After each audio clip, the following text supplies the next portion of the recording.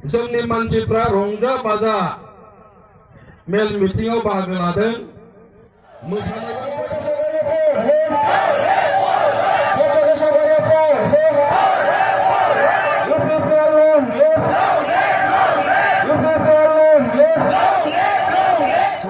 रायजो राजानि नांगौ बायदि जेबो मावाखै आरो उनावबो मावनायनि जेबो बिथांखि गैया दा बेनिखायनो सोरखौबा रायनानै सोरखौबा बखिनानै बिथाङा समायखौ बारहोनो नागिरो मानोना इलेक्सन जाबाय भट बिनो फैखानांगोन राजनिति दोलोनि आफाद बिटिसिनि चिफ दा फैनानै बिथाङा रायजोनो मा बुंनो बेवहाय साख्रि बाख्रि गैयै लाइमोनफोरनि थाखाय जेबो मावनो हायाखै सोलोंथाइनि थाखाय जेबो मावनो हायाखै रांखान्थि जौगानायनि थाखाय जेबो मावनो हायाखै आइजोफोर जौगानायनि जेबो मावनो हायाखै आबादारिफोर जौगानायनि जेबो मावनो हायाखै बर'फोरनि गोलाव समनि जेंना आलादा रायजोनि जेंना सुस्रांनायनि बिथाङा जेबो मावनो हायाखै उल्थायै हिरा सरनियाजोंसो लोगो लाफाबाय जे आं थाजासिम बड'लेण्ड जाया हिरा सरनियासो बुंदोंमोन बिथाङाबो बुंनो हमबाय आं थाजासिम बड'लेण्ड जाया आरो मोनद' हारिया एसटि जायागौमानि बिथांमोना जिराया दिनै जेरैखि जाया जेरैबायदि बुंगासिनो दङ जे सानफ्रोमबो बुंगासिनो दङ मोनद' हारिया एसटि जानांगौ मोनद' हारिया एसटि जानांगौ शिबा बुंबाय आब' प्रमिलाया बुंबाय एमपिया बुंबाय मन्त्रिया बुंबाय आरो मैया नुबाय जे डिपुटि चिफआबो बेखौनो बुंबाय दा बेनिखायनो बिथांमोना हारिखौ धंस' खालामनायावसो दिनै बिथांमोना गोसो होदों दा बेनिखायनो जे बिथांमोननि बुंनाय खोथाखौ लानानै रावबो सोलाया रावनिबो गोसोआ सोलायनांगौ गैया मानोना सानसेनि खोथा नङा माने 17 बोसोर बिथांमोनखौ नुबोबाय खालि इलेक्सन फैयोबा रायजो राजानो बायदिसिना खोथा बुङो इलेक्सन गैयाबा सिरि उन्दुनानै थायो दा बेखिनि खोथाजों रायजो राजाफ्रा जाहाथे भट होआ आं बेखौनो खावलायगोन बर' हारियाव खौसेथिखौ जों लुबैयो आरो खौसेथि जुदि बर' हारियाव फैनांगौबा दिनै बिथांमोना जेसेबां इलेक्सनाव देरहागोन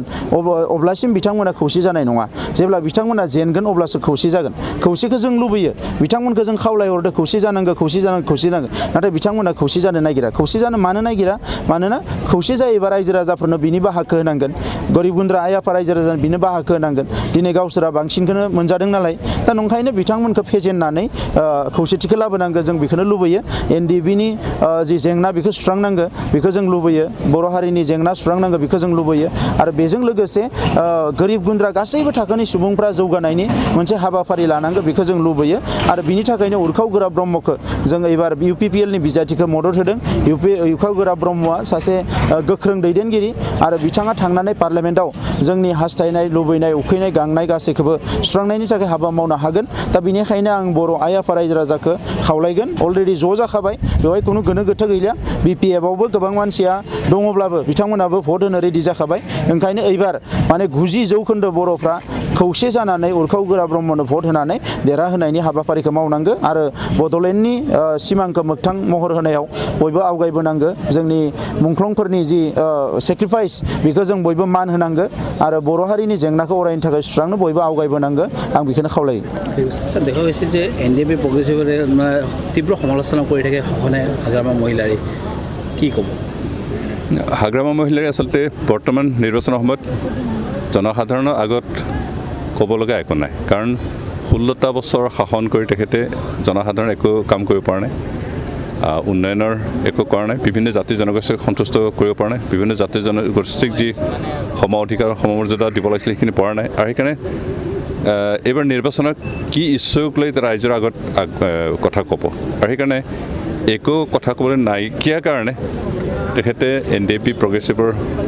নেতাসকলক অল বড়োচুন ইউনিয়নৰ নেতাসকলে গালি পাৰাৰ বাদে একো উপায় নাই বেপাৰীৰ সৈতে আপোনালোকক লগ লগাই পেলাই তেওঁ সমালোচনা কৰিছে বেপাৰী বুলি প্ৰমোদ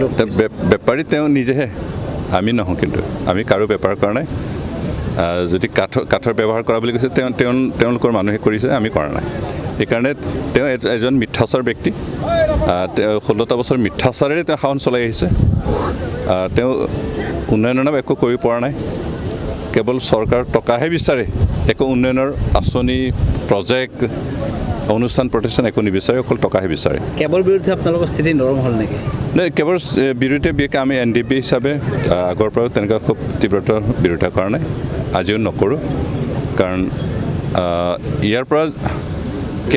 কিবা পাছ কৰিলে হয়তো খিলঞ্জীয়া জনগোষ্ঠীৰ কিছু ক্ষতি হ'ব এই কথাটো জানো কিন্তু তথাপিও ইতিমধ্যে বহুতো নাগৰিকতা নোহোৱা মানুহ অসমত আছে আৰু তেওঁলোকৰ খেতি পথাৰটো সম্ভৱপৰ নহয় সেইকাৰণে চৰকাৰে সেইটো কেতিয়াও খেদিব লাগিব বুলি চৰকাৰে কোনোদিন ব্যৱস্থাও নল'ব আৰু তেওঁলোকে তেনেকৈয়ে থাকিব নাই কাৰণ আপোনালোকে স্থিতি সলনি কৰিছে নাই সলনি কৰা নাই আমি আগৰ পৰা আমাৰ স্থিতি সেইটোৱে